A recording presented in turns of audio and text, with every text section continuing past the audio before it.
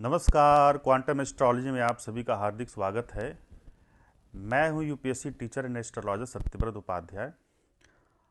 आज का जो विषय प्रसंग है उसका नाम है does astrology work, if yes then how does it work.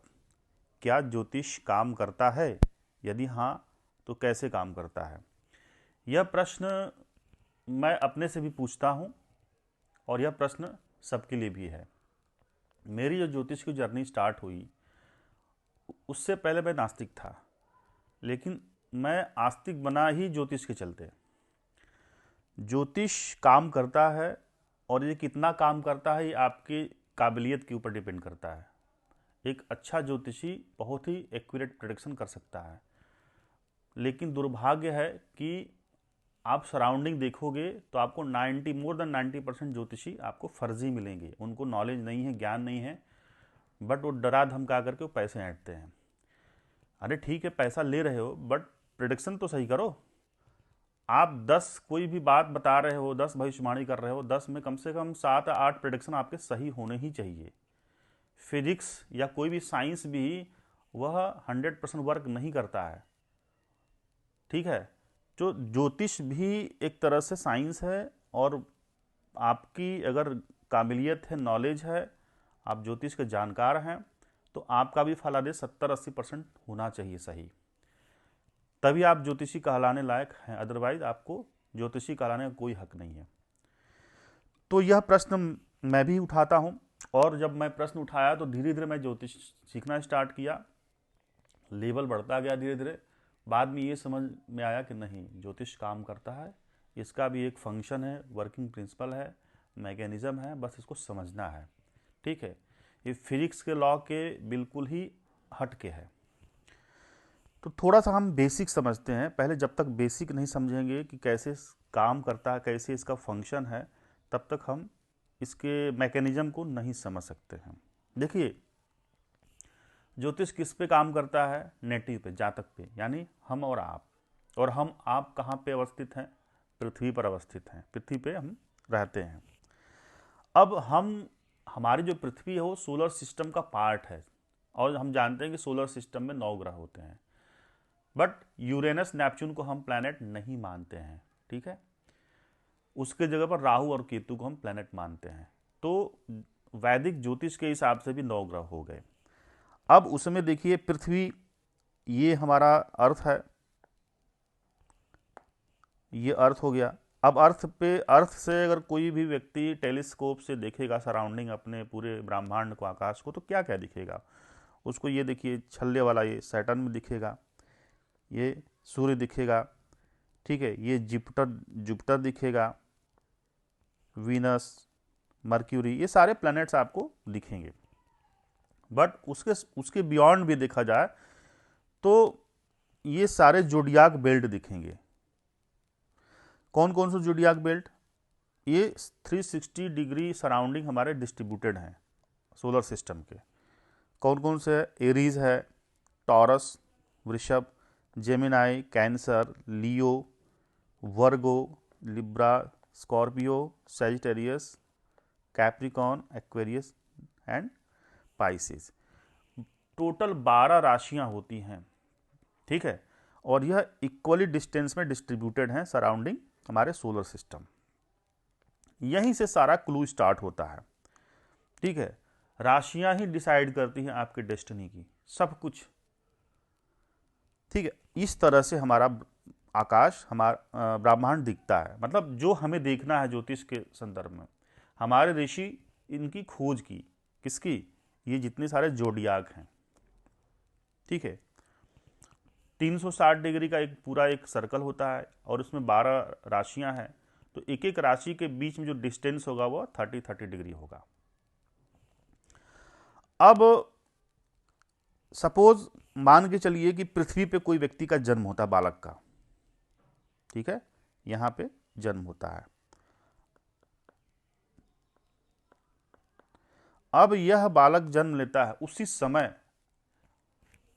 Eastern horizon में, ठीक है, पूर्वी क्षितिज पे कौन सी राशि उदय हो रही है? अब हम जानते हैं कि पूरब की कौन सा है, ये पूरब है, ये पश्चिम है। तो पूरब की तरफ एक हमने एक लाइन ड्रॉ किया, टेंजेंट। टेंजेंट ड्रॉ करेंगे, बिल्कुल स्ट्रेट लाइन होगी, और जहां पे ड्रॉप होगी, यहां पे सपोज ड्रॉप कर रही है, यहां पे सपोज उस समय लियो साइन, लियो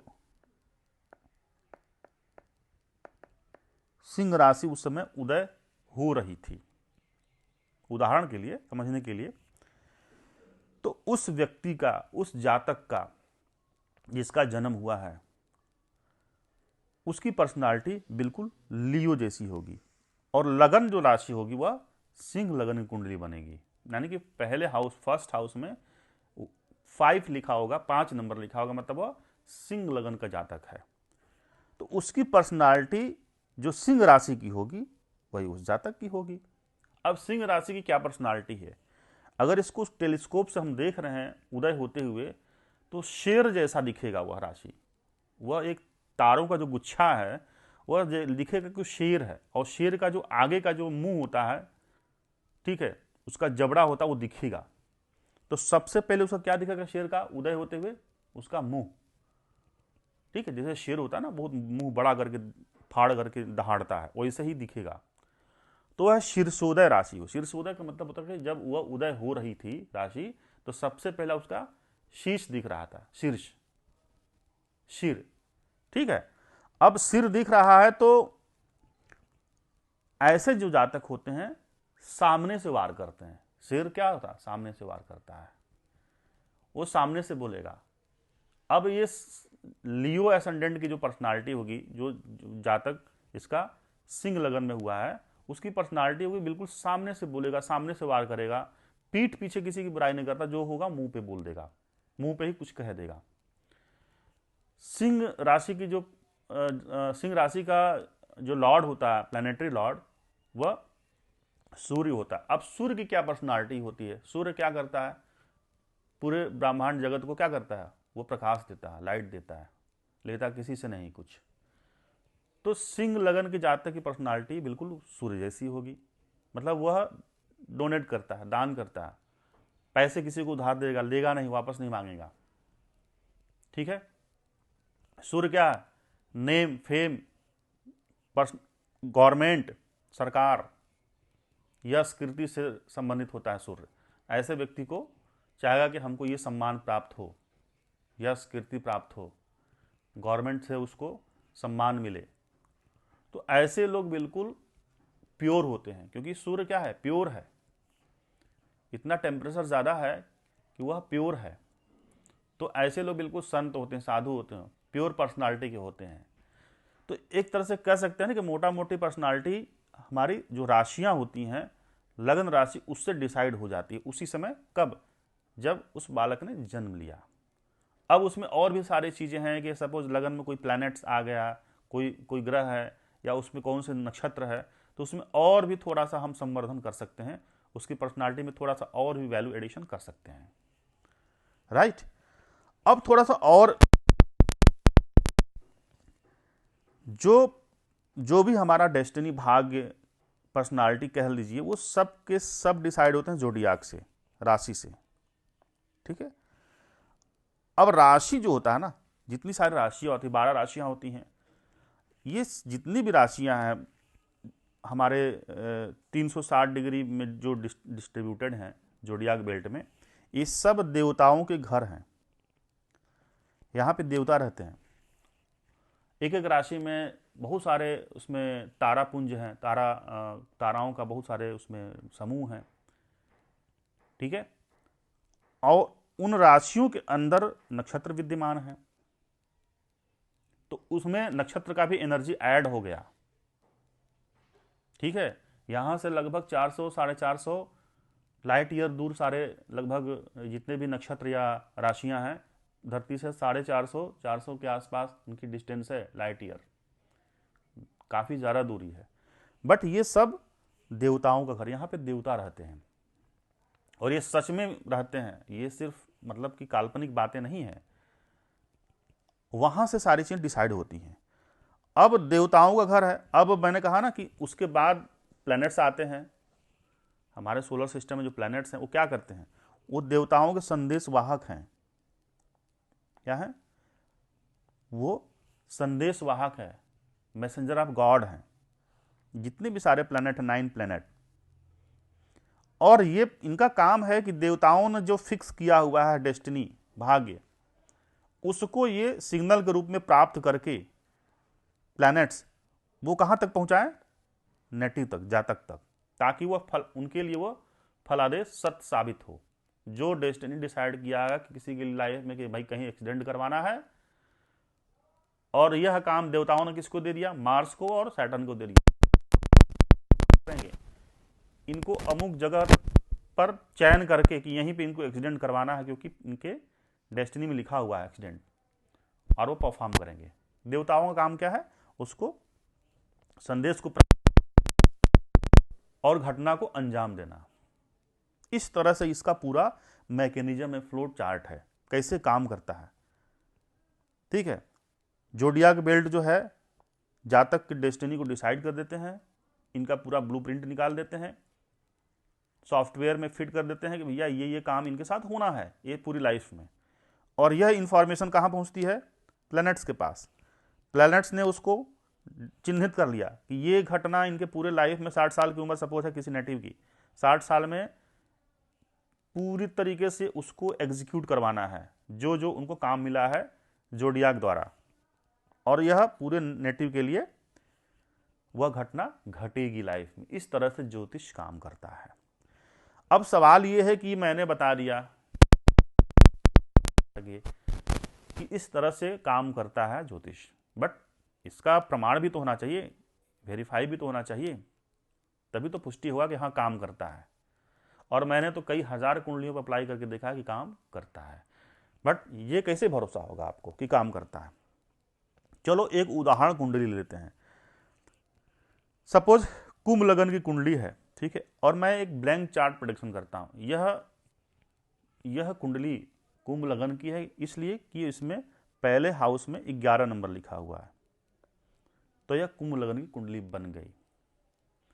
अब आप में से जिसका भी कुंभ लगन है, ठीक है, वह इसको आप मैच करा सकते हैं। जो भी मैं बताऊंगा प्रेडिक्शन भाई तुम्हारी मोटा मोटी जो भी 70 to 80% एकदम एक्यूरेट होगा। आप इसको काट नहीं सकते हो। सिर्फ ब्लैंक चार्ट, मतलब इसमें कोई प्लैनेट नहीं है।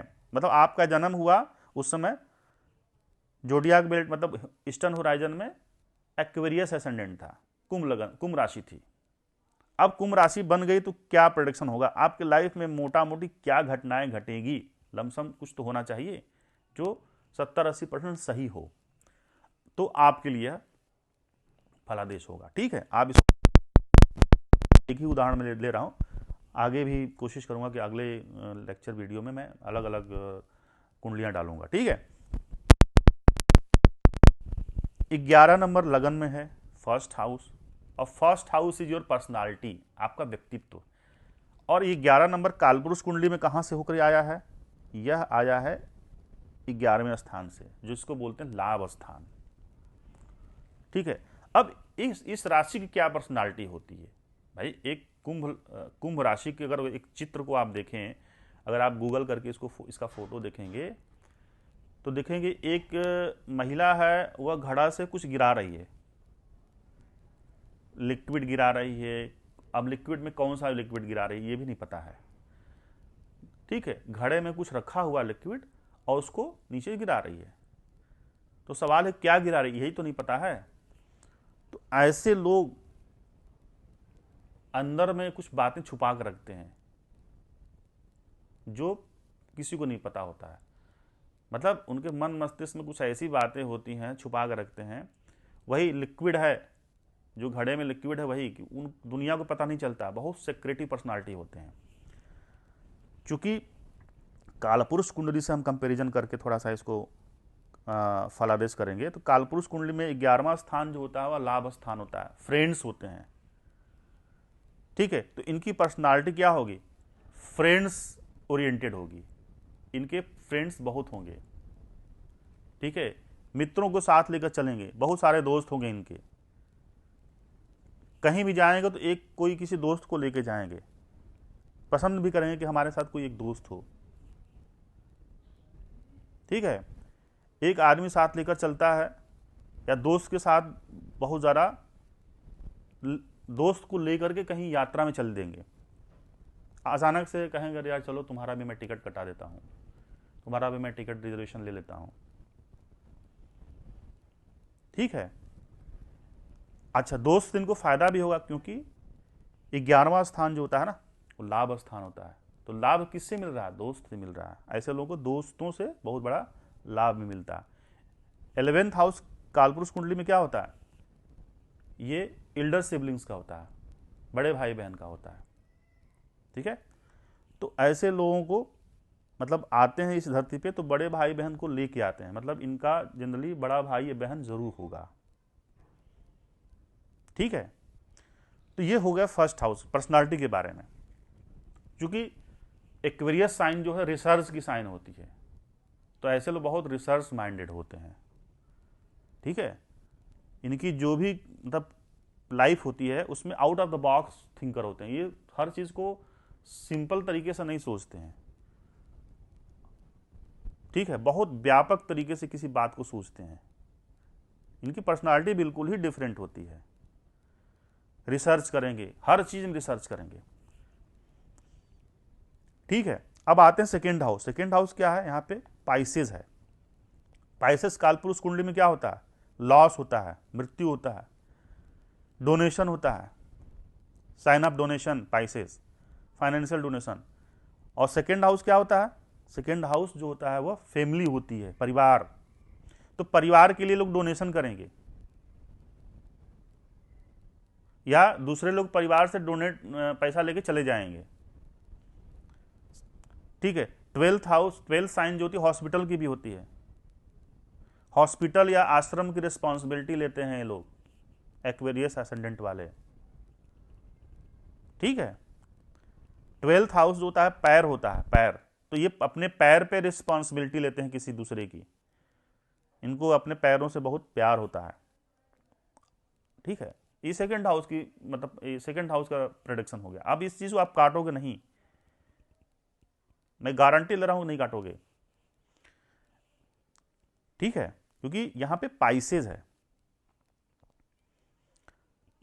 आपके फैमिली में लॉस भी होगा बहुत लोगों को, फाइनेंशियल लॉस, क्योंकि 12th हाउस उठ करके सेकंड हाउस में चला गया ना। 12th हाउस कालपुरुष कुंडली में क्या है? लॉस है, तो फाइनेंशियल लॉस होगा आपके फैमिली में किसी का। ऐसा भी होगा कि आपके फैमिली में कोई बड़ा भाई, बड़ा से छोटा भाई या आपके फैमिली में कोई भी किसी को पैसा दे दिया उधार और पैसा कभी नहीं मिलेगा। मिलेगा ही नहीं, चाहे कितना भी कोशिश कर लो, तो एक तरह से डोनेशन हो गया वो। अब बात करते हैं थर्ड हाउस। थर्ड हाउस में क्या है? एरीज है, मेष राशि। कालपुरुष कुंडली में थर्ड हाउस क्या होता है? फर्स्ट। तो एरीज का क्या होता है साइन? इसका लॉर्ड मंगल होता है, और मंगल हम जानते हैं कि फायरी प्लैनेट है, इसके पास एनर्जी है मंगल के पास। तो ऐसे, अच्छा थर्ड हाउस क्या होता है? थर्ड हाउस होता है कम्युनिकेशन का। तो कम्युनिकेशन कैसा होगा? मंगल जैसा होगा ना, बिल्कुल एक्टिव होगा, एग्रेसिव होगा, बहुत इंपल्सिव कम्युनिकेशन होगा। बात करेंगे तो बहुत ही रौद्र रूप लेकर के करेंगे, उनकी बातों में बहुत वजन होगा, बहुत भारी आवाज करके बात करेंगे। ठीक है, साल भर किसी से बात नहीं करेंगे, लेकिन फोन उठाएंगे पूरे रिश्तेदार से बात कर लेंगे। एक दिन करेंगे क्या? फोन उठा करके सारे रिश्तेदारों को फोन लगा लेंगे। ठीक है, तो बहुत एग्रेसिव कम्युनिकेशन होता है एक्वेरियस एसेंडेंट वालों का। अब बात करते हैं फोर्थ हाउस। फोर्थ हाउस में क्या है? फोर्थ हाउस में टॉरस साइन है, वृषभ राशि। अब वृषभ राशि कालपुरुष कुंडली में क्या है? रिसोर्स, धन, वेल्थ, फैमिली। ठीक है, अब ये रिसोर्स वाली जो साइन है टॉरस, वो कहां आ गई? फोर्थ हाउस में। तो वो फोर्थ हाउस होता क्या है? फोर्थ हाउस की प्रॉपर्टी क्या होती है? होम, पीस स्थान इसको बोलते हैं। तो ये लोग घर को सजाते हैं, क्योंकि टॉरस साइन का जो लॉर्ड होता है वो क्या होता है? शुक्र होता है। ठीक है, तो घर को सजाएंगे, क्योंकि फोर्थ हाउस व्हीकल होता है, कार, तो कार को बहुत मेंटेन रखेंगे, शौक रखेंगे, ठीक है। फोर्थ हाउस मदर होती है ना, माँ होती है, और फोर्थ हाउस में क्या है, ये रिसोर्स का साइन है। तो इनकी जो मम्मी होती है ना, ऐसे जो जातक होते हैं एक्वेरियस वालों की, इसको इनकी जो माँ होती हैं वो बहुत रिसोर्सफुल होती हैं। मतलब पैसा नहीं रहे, पता नहीं किसी से मांग करके इधर उधर से जुगाड़ करके आपको पैसा दे देंगी, बहुत रिसोर्सफुल होंगी, ठीक है। इसी साइन में, इसी टॉरस साइन में मून जो है एग्जाल्टेड होता है, उच्च का होता है। तो यहाँ पे मतलब मून चंद्रमा जो है बहुत अच्छा रिजल्ट देता है। तो ऐसे लोगों के लाइफ में अगर मम्मी, इनकी जो मदर होती हैं, इनका अगर देहांत हो जाए तो ऐसे लोग इमोशनली टूट जाते हैं, ट्रांसफॉर्म हो जाते हैं, एंजाइटी डिप्रेशन का शिकार हो जाते हैं। अब बात करते हैं fifth house. Fifth house Aquarius ascendant के फिफ्थ हाउस में क्या आया, जेमिनाई। जेमिनाई कालपुरुष कुंडली में क्या है, कम्युनिकेशन, कम्युनिकेशन का साइन है। और फिफ्थ हाउस क्या होता है, फिफ्थ हाउस चाइल्ड होता है, एजुकेशन होता है। तो ऐसे लोगों के मल्टीपल किड्स होंगे, बच्चों से बातचीत करते रहना पसंद करते हैं। मतलब एक्वेरियस असेंडेंट वालों को देख लो, ये पक्का मिलेगा कि ऐसे लोग छोटे बच्चों से बहुत बात करते हैं और हमेशा बातचीत करते रहेंगे, वो चुप नहीं रहेंगे, वो इशारों में बात करेंगे, आंखों से बात करेंगे, हाथ हिला के बात करेंगे, कुछ बोलेंगे नहीं तभी भी अपने गेस्चर से बात करते हुए दिखेंगे, ठीक है। के लिए बहुत फिफ्थ हाउस में है ना, फिफ्थ हाउस में जेमिनाई है, और जेमिनाई साइन जो होता है बातचीत का, कम्युनिकेशन का होता है, ठीक है। अब आते हैं छठा भाव। छठा भाव में कौन सी राशि आ रही है, यहां पे इमोशनल राशि है, कैंसर। अब देखो कालपुरुष कुंडली में कहा है fourth house, cancer fourth house में। अब फोर्थ हाउस होता क्या है, मदर, माँ, सुख, प्रॉपर्टी। अब सुख, प्रॉपर्टी, मदर जो कहाँ उठ के चला आया, छठे भाव में। छठा भाव क्या होता है, फाइट होता है, रोग, ऋण, शत्रु, मुकदमा, लिटिगेशंस। तो यहां पे मदर को इशू आ जाएगा। मदर को कौन सी बीमारी होगी, वो चौथे भाव वाली बीमारी, रिस्पिरेटरी सिस्टम, फेफड़े में जकड़न आ जाएगी, मतलब कफ और वात वाली बीमारी होगी। मदर की इशू हमेशा रहेगी, कुछ ना कुछ इमोशनल इशू रहेगी, या फेफड़े में पानी भर जाएगा, फेफड़े में कोई बीमारी हो गई। इमोशनल फाइट भी करेगा ना, क्योंकि ये झगड़े का घर है ना, शत्रु है यहां पर। तो शत्रु से क्या होता है, फाइट होता है। तो किसी भी व्यक्ति से लड़ता है अगर एक्वेरियस असेंडेंट वाला, वह इमोशनली फाइट करता है, इमोशनली लड़ता है। बहुत लोग लड़ते हैं ना, अरे लड़के भूल जाते हैं, नहीं, ये भूलते नहीं हैं, याद रखते हैं, हमको लड़ना है और जीतना भी है इनसे, ठीक है। अब चूंकि क्या है कि थर्ड हाउस पड़ोस होता है, सॉरी यहाँ पे फोर्थ जो है कैंसर साइन जो होती है वो वाटरी साइन होती है। तो वाटरी साइन के चलते यहां पे क्या होगा, यहां पे पड़ोस के घर, आप जहां भी एक्वेरियस असेंडेंट वाले जातक होंगे उनके पड़ोस में आप देखो वहां पे जल का जमाव होगा, ठीक है। जल का जमाव कैसे होगा, ड्रेनेज सिस्टम काम नहीं कर रहा है तो पानी का जमा हो गया वहां पे। छठा भाव क्या होता है, डेली रूटीन होता है। तो डेली रूटीन ये लोग क्या करते हैं, डेली रूटीन ये लोग इमोशनली करते हैं। इनका जो डेली रूटीन होता है ना बहुत इमोशनली होता है, उसको पक्का करके चलते हैं कि आज जो है सुबह हमको 5 बजे उठना है, तो इसको लगातार साल भर तक करना है। हर काम इमोशनली हो रहा है छठे भाव में ना, दुश्मन से लड़ रहे हैं तो इमोशनली लड़ रहे हैं, शत्रु को परास्त करना है। डेली रूटीन का हाउस है ये। हाउस ऑफ कंपटीशन है, कंपटीशन की तैयारी भी करेंगे तो बहुत इमोशनली करेंगे, भले ही यूपीएससी निकले चाहे ना निकले। यूपीएससी का रिजल्ट, पीसीएस का रिजल्ट, इनका आए बुरा आए अच्छा आए, इससे कोई फर्क नहीं पड़ता, बट तैयारी बहुत इमोशनली करते हैं, ठीक है। अब सेवेंथ हाउस में कौन से साइन है देख लो। सेवेंथ हाउस में लियो है, अभी थोड़ी देर पहले लियो की बात किया था मैं। अब यही लियो कालपुरुष कुंडली में क्या है, पंचम स्थान है, एजुकेशन है, ठीक है, चाइल्ड है। और लियो साइन क्या होता है, प्योरिटी का साइन होता है, प्रतिष्ठा, यश, कृति, इसका साइन होता है, ठीक है। धर्म को निभाने वाले व्यक्ति होते हैं, बहुत लॉयल होते हैं। तो ऐसे लोगों के जो पर्सनल अपने जो 7th हाउस क्या होता है, पार्टनरशिप होता है, दाम्पत्य सुख होता है, दाम्पत्य जीवन होता है। अब देखो, एक तरफ 7th में लियो है, दूसरी तरफ लिब्रा साइन। कालपुरुष में क्या होता है, लिब्रा साइन। लिब्रा साइन कहाँ पे, यहाँ पे 9th हाउस में। तो ऐसे लोग क्या करते हैं, विवाह में धर्म का पालन करते हैं, पार्टनर्स के प्रति लॉयल रहेंगे, इनकी वाइफ जो है बहुत एजुकेटेड रहेगी, ठीक है, क्योंकि 5th लियो साइन जो है 7th हाउस में है। तो 7th क्या होता है, पार्टनर होता है। पार्टनर्स इनकी जो है गवर्नमेंट जॉब में रहेगी, या गवर्नमेंट से इसको प्रतिष्ठा मिलेगी, सम्मान मिलेगा, या इनकी पार्टनर जो भी है लॉयल होगी, बिल्कुल प्योर होगी, क्योंकि प्योर फॉर्म होता है लियो। अब आते हैं अष्टम भाव। अष्टम भाव में कौन सा साइन है, देख लो, 6 नंबर का है। 6 नंबर कौन से कालपुरुष में होता है, ये छठा भाव, रोग, ऋण, शत्रु, मुकदमा, लिटिगेशन। और 8th हाउस क्या होता है, इन लॉज होता है, ससुराल। तो ससुराल से लड़ाई झगड़ा होना, वर्गो है ना, वर्गो क्या है, लड़ाई करवाता है, किससे करवाएगा, छठे भाव से रिलेटेड जो भी कारकत्व होगा उससे झगड़े करवाएगा, ससुराल से, या ससुराल से कोई लीगल डिस्प्यूट्स हो जाएगा, क्योंकि रोग, ऋण, शत्रु, मुकदमा है, छठा भाव, छठी राशि का। अब 6 नंबर यहां पे है, तो नाभि से नीचे कोई इश्यू होगा उस जातक को, कमर से नीचे। इनहेरिटेंस का भी हाउस होता है 8th हाउस, तो डिस्प्यूट किस पे होगा, पैतृक संपत्ति के लिए भी विवाद होगा।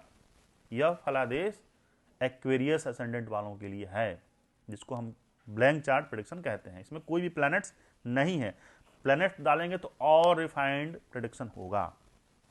9th हाउस क्या है, 9th हाउस में लिब्रा है, ठीक है। 9th हाउस क्या होता है, हायर एजुकेशन होता है ना। अब हायर एजुकेशन लेते समय आपको 7th हाउस से रिलेटेड कुछ ना कुछ होगा। 7th हाउस क्या है, पार्टनरशिप है। हो सकता है कि वहां पे आपका किसी से अफेयर हो जाए यूनिवर्सिटी में, ठीक है। यूनिवर्सिटीज में या पढ़ते समय, हायर एजुकेशन लेते समय कोई आपका जीवन साथी मिल जाए, क्योंकि 7 नंबर जीवन साथी का है, ठीक है। या आपको ब्रांड के रूप में लोग पहचानने लगे, क्योंकि लिब्रा साइन जो होता है ब्रांड होता है। आपको यूनिवर्सिटी में लोग जानने लगे, पूरी यूनिवर्सिटी जान गई, कोई भी गलत या सही कोई भी काम के चलते आपको लोग जानने लगे, ऐसी भी संभावना होती है। अब आता है 10th हाउस। 10th हाउस में कौन सा साइन है, स्कॉर्पियो। स्कॉर्पियो क्या होता है, डेथ ऑफ प्रोफेशन, क्योंकि 10th हाउस प्रोफेशन होता है, व्यवसाय होता है ना। और कालपुरुष कुंडली में 8th हाउस क्या होता है, वह डेथ होता है, डेथ या ट्रांसफॉर्मेशन। तो प्रोफेशन का ट्रांसफॉर्मेशन हो गया, आप छोड़ दोगे व्यवसाय जो भी कर रहे हो, छोड़ दोगे विदाउट एनी रीजन, छोड़ करके कुछ और करना चाहोगे, ठीक है। अब पढ़ाई कुछ और कर रहे हो सपोज, और काम कुछ और मिलेगा आपको, ये भी संभावना है, क्योंकि सडन चेंज है ना। 8th हाउस क्या होता है, सडन चेंज, सीक्रेट्स है, एक प्रोफेशन छोड़ देना और दूसरे की तरफ शिफ्ट हो जाना, ठीक है। इनहेरिटेंस होता है ना 8th हाउस। 8th हाउस क्या, इनहेरिटेंस होता है। तो कोई भी ऐसा काम करो जो पैतृक काम है, मतलब आपके जो पिताजी आए, उनके पिताजी जो काम करते हुए आ रहे हैं वही काम आप करोगे। 8th हाउस क्या है, सर्जरी है, अकल्ट साइंस है, सीक्रेट नॉलेज। तो इससे संबंधित आप व्यवसाय चुन सकते हो, क्योंकि 8 नंबर साइन जो है कहां ट्रांसफर हो गई, प्रोफेशन में। इंश्योरेंस का काम कर सकते हो, रिसर्च वर्क करोगे, क्योंकि 8th हाउस रिसर्च है, तो आपका प्रोफेशन क्या हो सकता है? रिसर्च वाला हो सकता है। मतलब इतना समझ लो कि एक चीज मोटा मोटी जान लो कि एक्वेरियस असेंडेंट वालों का प्रोफेशन जो होता है वह काफी ट्रांसफॉर्मेशन लाता है। उनके जीवन में बहुत ट्रांसफॉर्मेशन आता है। एक नौकरी छोड़ेंगे, उनके जीवन में परिवर्तन आ जाएगा, फिर दूसरा पकड़ेंगे, वो वो छोड़ना ही इसीलिए कि कुछ ना कुछ उनके लाइफ में घटना घटी है। तो ट्रांसफॉर्मेशन थ्रू योर प्रोफेशन, आपके व्यवसाय के चलते आपके अंदर ट्रांसफॉर्मेशन आएगा। नेक्स्ट 11th हाउस क्या है? यहां पे धर्म का साइन है सैजिटेरियस। कालपुरुष कुंडली में क्या है? 9th house. 9th house higher knowledge. ठीक है, अब यहां पे 11th हाउस में पहुंच गया तो हायर नॉलेज के थ्रू आपको क्या होगा? गेन होगा, क्योंकि 11th हाउस क्या होता है? गेन का होता है ना,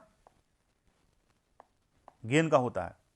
तो गेन कहां से हो रहा है? ये 9 नंबर की राशि से। 9 नंबर की राशि क्या है? फ्रेंड से आपको गेन हो रहा है। बहुत ही सैद्धांतिक रहोगे, क्योंकि 9 नंबर की जो साइन हो प्रिंसिपल को फॉलो करती है। सैजिटेरियस को वाला जो जातक होता है वह प्रिंसिपल नहीं तोड़ता है, नियम का पक्का होता है। तो ऐसे लोग नियम के बहुत पक्के रहेंगे, फ्रेंड्स के साथ बहुत ही नियम के पक्के रहेंगे, धोखेबाज नहीं होते हैं एक्वेरियस वाले। ठीक है, इस तरह से ब्लैंक चार्ट होता है। अब 12th हाउस में देखो 10 नंबर की साइन है। 10 नंबर कालपुरुष कुंडली में क्या है? 10th house. 10th हाउस उठ कर कहां चला गया? चला गया 12वें भाव। मतलब कि loss of profession, loss of profession. 12th house jail यात्रा होता है, मतलब प्रोफेशन के दौरान आप कुछ भी कार्य कर रहे, व्यवसाय के दौरान आपको जेल जाना पड़ सकता है। ठीक है, इस तरह से काम करता है। लॉस ऑफ प्रोफेशन हो सकता है क्योंकि 10th हाउस उठ करके कहां चला गया? 12th में। अब देखो मैंने बिल्कुल यहां पे प्लैनेट्स नहीं डाला, विदाउट प्लैनेट्स, इसको बोलते हैं ब्लैंक चार्ट प्रेडिक्शन। अब इसमें प्लैनेट्स जब डाल दोगे ना तो आपका प्रेडिक्शन बिल्कुल एक्यूरेट हो जाएगा, और भी दशा महादशा नक्षत्र उसमें और भी चीजें ऐड करने पर बिल्कुल एकदम सटीक प्रेडिक्शन होता है। अब देखो जैसे सपोज एक्वेरियस असेंडेंट है और इसका जो स्वामी होता है शनि होता है। सपोज एक आपको उदाहरण दे रहा हूं,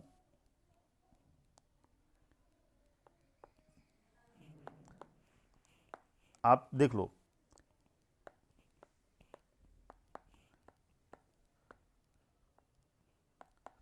अब एक्वेरियस असेंडेंट का लॉर्ड जो होता है क्या? शनि होता है। शनि सपोज दैट पहुंच गया 8th हाउस में, तो क्या इसका फलादेश होगा? लगन लॉर्ड खुद ही उठ करके आ गया मृत्यु के भाव में। हाउस ऑफ सीक्रेट ट्रांसफॉर्मेशन का हाउस होता है 8th हाउस। इसका यह मतलब होता है कि इस व्यक्ति के लाइफ में इसको कई बार मरना है, और ये जितनी बार इसको झटके लगेंगे, धोखे मिलेंगे, उतनी बार ये प्योर होकर निकलेगा, ट्रांसफॉर्म होगा, इसका जीवन बदलने वाला है। ऐसे लोगों की लाइफ में कम से कम 8-9 झटके लगते हैं, बहुत बार इनके लाइफ में परिवर्तन आता है अगर शनि उठकर खुद ही 8th हाउस में चला गया।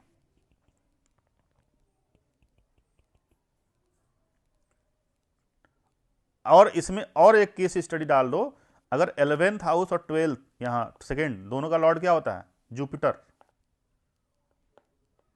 जुपिटर भी यहां आ जाए, मतलब कि बृहस्पति। तो यह इसमें और थोड़ा सा इनरिच कर देते हैं प्रेडिक्शन में कि ट्रांसफॉर्मेशन आ रहा है, बट कैसे आ रहा है? इसके बड़े भाई इन्वॉल्वमेंट आ गया, मैंने हो सकता है कि बड़े भाई के साथ कुछ हो गया, बड़ा भाई केस मुकदमा में फंस गया, या फैमिली, सेकेंड हाउस फैमिली है ना, लॉर्ड जुपिटर है इसका। जुपिटर कहाँ है? 8th हाउस में। मतलब फैमिली और बड़े भाई में कोई इश्यू आ गया है, इसके चलते इसके लाइफ में परिवर्तन आ रहा है, चेंजेस आ रहा है, ट्रांसफॉर्मेशन आ रहा है, या इसकी मृत्यु का जो कारण है इसके घर में, या तो घर का कोई कलेश, या इसका बड़ा भाई, या इसके फ्रेंड्स। ये तय होता है कैसे? जब दशा चलती है ना प्लैनेट्स की, उससे हम लोग बिल्कुल बारीक प्रेडिक्शन तक पहुंचते हैं। तो ये रहा ब्लैंक चार्ट प्रेडिक्शन और कैसे ज्योतिष काम करता है इसको मैंने पूरा प्रयास किया आपको बताने का, जो भी मुझे आता है। ठीक है, इसी तरह से ज्योतिष काम करता है, बहुत सटीक काम करता है। ठीक है, अगर गणित सही से लग गई तो एक्यूरेट प्रेडिक्शन होता है। और ऐसा मेरा व्यक्तिगत अनुभव है कि मैंने जितने भी अभी तक चार्ट देखे हैं 80% 90% प्रेडिक्शन सही होते हैं, कभी कभी 100 तक सही हो जाते हैं। अब देख लो, यही शनि कुंभ लगन का भी लॉर्ड होता है, मतलब कुंभ लगन के जो जातक होते हैं उनका स्वामी शनि होता है, कुंभ राशि का स्वामी भी शनि होता है। ठीक है, और मकर लगन की कुंडली बनती है, उसमें मकर राशि का स्वामी भी शनि होता है। दोनों की पर्सनालिटी अलग अलग है। क्यों? क्योंकि एक में जो है 10 नंबर की कुंडली बन रही है। अब 10 नंबर की कुंडली बन रही है, सपोज ये है, तो द्वितीय भाव में 11 नंबर आएगा ना, तो उसकी जो फैमिली वाले होते हैं वो बिल्कुल ही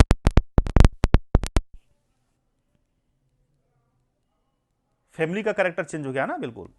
ये पड़ोसी का कैरेक्टर चेंज हो गया, यहाँ पे यहाँ माँ का कैरेक्टर चेंज हो गया, यहाँ पे एरीज आ गया 4th हाउस में। तो आप देख, कुंभ में भी शनि इसका होता लॉर्ड, कुंभ लगन में, और मकर में भी लॉर्ड शनि ही होता है। ठीक है, कुंभ लगन के जातक और मकर लगन के जातक में जमीन आसमान का फर्क होता है, क्योंकि हाउसेज चेंज हो गया ना, दोनों के 12 हाउस के प्लेसमेंट चेंज हो गए राशियों के, तो 12 तरह की पर्सनालिटी बनेगी ना उसकी। तो कभी समय मिला तो हम मकर लगन के जातकों का भी एक ब्लैंक चार्ट प्रेडिक्शन करेंगे। तो आज का जो लेक्चर था, और आज के लेक्चर में आपको कैसा लगा ये जरूर मुझे कमेंट सेक्शन में बताइएगा।